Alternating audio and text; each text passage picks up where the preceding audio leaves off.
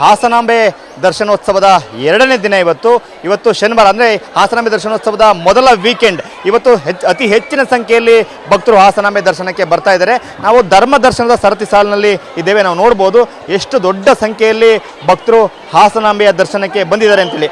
ಆದರೆ ಸರತಿ ಸಾಲು ಅತ್ಯಂತ ವೇಗವಾಗಿ ಮೂವ್ ಆಗ್ತಾ ಇದೆ. ಪ್ರತಿ ವರ್ಷ ಏನು VIP ಅಂತೇಳಿ ಪಾಸ್ಗಳನ್ನು ವಿತರಣೆ ಮಾಡಲಾಗ್ತಿತ್ತು. ಅದರಿಂದಾಗಿ ಸಾಕಷ್ಟು ಗೊಂದಲ ಆಗ್ತಾ ಇತ್ತು. ಧರ್ಮ ದರ್ಶನಕ್ಕೆ ಬರ್ತಕ್ಕಂಥ ಭಕ್ತರಿಗೆ 10 ಗಂಟೆ 13 ಗಂಟೆ 14 ಗಂಟೆ ಆದರೂ ಕೂಡ ದರ್ಶನ ಆಗ್ತಿರ್ಲಿಲ್ಲ. ಆದರೆ ಈಗ ಆ ಎಲ್ಲ ಪಾಸ್ಗಳನ್ನು ರದ್ದು ಮಾಡಲಾಗಿದೆ. ನಾವು ನೋಡ್ತಾ ಇದ್ವಿ, ಅದೇನು ಮೇನ್ ರೋಡಲ್ಲಿ ಕಾಣುತ್ತೆ ಅದು ಮುಖ್ಯ ದ್ವಾರ. ಧರ್ಮ ದರ್ಶನಕ್ಕೆ ಅಂದರೆ ಉಚಿತವಾಗಿ ದರ್ಶನ ಮಾಡಲಿಕ್ಕೆ ಬರ್ತಕ್ಕಂಥ ಭಕ್ತರು ಎಂಟ್ರಿ ಆಗ್ತಕ್ಕಂಥ ಪ್ರವೇಶ ದ್ವಾರ ಅದು. ಅಲ್ಲಿಂದ ಹಾಸನಾಂಬೆ ದರ್ಶನದ ಗರ್ಭಗುಡಿವರೆಗೂ ಕೂಡ ಒಟ್ಟು 12 ಕಿಲೋಮೀಟರ್ ಅಷ್ಟು ಉದ್ದದ ಏನು ಈ ಒಂದು ಬ್ಯಾರಿಕೇಡ್ ವ್ಯವಸ್ಥೆಯನ್ನು ಹಾಕಲಾಗಿದೆ. ಸೊ ಆ ಬ್ಯಾರಿಕೇಡ್ ಅಲ್ಲಿ ಹಾಕಿರ್ತಕ್ಕಂಥ ಸರತಿ ಸಾಲುಗಳಲ್ಲಿ ಭಕ್ತರು ಎಂಟ್ರಿ ಆಗಿ ಈ ರೀತಿಯಾಗಿ ಜಿಗ್ಜಾಗ್ ಮೂಲಕ ಏನು ಪಾದಯಾತ್ರೆ ಮೂಲಕ ನಡ್ಕೊಂಡು ದೇಗುಲಕ್ಕೆ ಎಂಟ್ರಿ ಆಗ್ತಾರೆ. ಇಷ್ಟು ದೊಡ್ಡ ಸಾಲುಗಳಿದ್ದಾವೆ, ನಾವು ನೋಡ್ತಾ ಇದ್ದೀವಿ. ಎಲ್ಲ ಕಡೆ ಎಲ್ಲೂ ಕೂಡ ಕ್ಯೂ ನಿಂತಿಲ್ಲ. ಅಲ್ಲಲ್ಲೇ ಕುಡಿಯೋ ನೀರಿನ ವ್ಯವಸ್ಥೆಯನ್ನು ಮಾಡಲಾಗಿದೆ, ಹೆಲ್ಪ್ ಡೆಸ್ಕ್ಗಳನ್ನು ಮಾಡಲಾಗಿದೆ.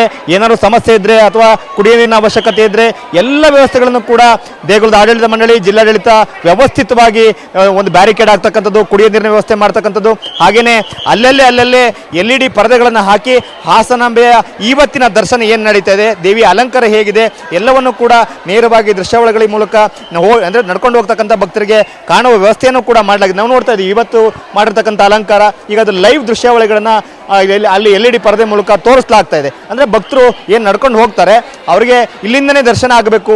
ಏನು ಅಲ್ಲಿ ಒಳಗಡೆ ನಾವು ನೋಡ್ತಾ ಇದ್ದೀವಿ, ಆ ಒಂದು LED ಪರದೆಯಲ್ಲಿ ನೋಡ್ಬೋದು ಆ ದೇವಿಯ ಎಡ ಮತ್ತು ಬಲಭಾಗದಲ್ಲಿ ಏನು ಆ ದೀಪ ಉರಿತಾ ಇದೆ, ಆ ಆರದ ಜ್ಯೋತಿಯನ್ನು ನೋಡಬೇಕು ಅಂತಲೇ ಭಕ್ತರು ವರ್ಷದಿಂದ ಕಾಯ್ತಾರೆ. ಕಳೆದ ವರ್ಷ ನವೆಂಬರ್ 3ನೇ ತಾರೀಕು ದೇಗುಲದ ಬಾಗಿಲನ್ನು ಮುಚ್ಚಲಾಗಿತ್ತು. ಈ ವರ್ಷ ನಾವು ಅಕ್ಟೋಬರ್ 9ರಂದು ಬಾಗಿಲನ್ನು ತೆರೆಯಲಾಗಿದೆ.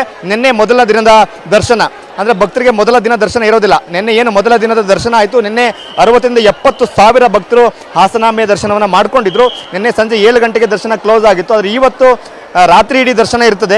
ಹಾಗಾಗಿ ಹೆಚ್ಚಿನ ಸಂಖ್ಯೆಯಲ್ಲಿ ಮತ್ತು ಶನಿವಾರ ಬೇರೆ ಆಗಿರ್ತಕ್ಕಂಥ ಹಿನ್ನೆಲೆಯಲ್ಲಿ ವೀಕೆಂಡ್ ಇದೆ.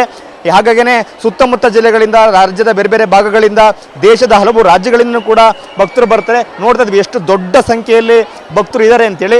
ಇಲ್ಲಿಂದ ಹೀಗೆ ನಡ್ಕೊಂಡು ಹೋಗ್ತಕ್ಕಂಥ ಭಕ್ತರು ಅಲ್ಲೇನು LED ಪರದೆ ಕಾಣುತ್ತೆ ಮುಂದೆ, ಅದರ ಬಲಭಾಗದಲ್ಲಿ ಟರ್ನ್ ಆಗ್ತಾರೆ.